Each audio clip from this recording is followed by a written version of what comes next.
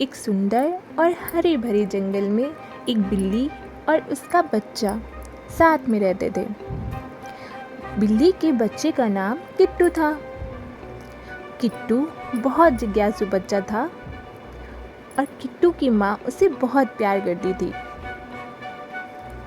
किट्टू को खोजबीन करना, खेलना और घर के बाहर रहना बहुत पसंद था।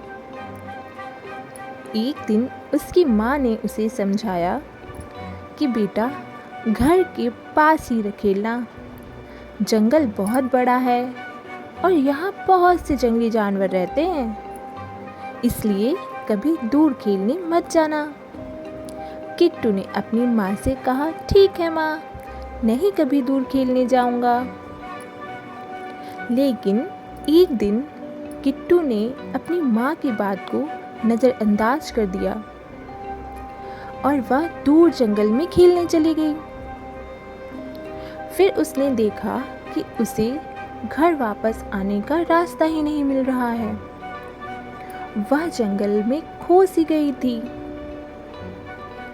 धीरे धीरे शाम होने लगी और सूरज ढलने लगा। रात बढ़ने लगी। किट्टू बहुत डर रही थी और वह जोर जोर से रो रही थी। किट्टू को अपनी माँ की याद आ रही थी। इधर उसकी माँ भी बहुत परेशान थी। वह भी किट्टू को इधर उधर ढूंढ रही थी और जंगल में किट्टू को आवाज़ दे रही थी। उधर किट्टू बहुत उदास थी और रो रही थी। तभी उस पर टिल्लू नाम के एक उल्लू की नज़र पड़ी। टिल्लू अपने परिवार के साथ उसी जंगल में एक पेड़ पर रहता था। टिल्लू ने किट्टू को देखा और किट्टू के पास गया। टिल्लू ने किट्टू से पूछा कि तुम क्यों रो रही हो?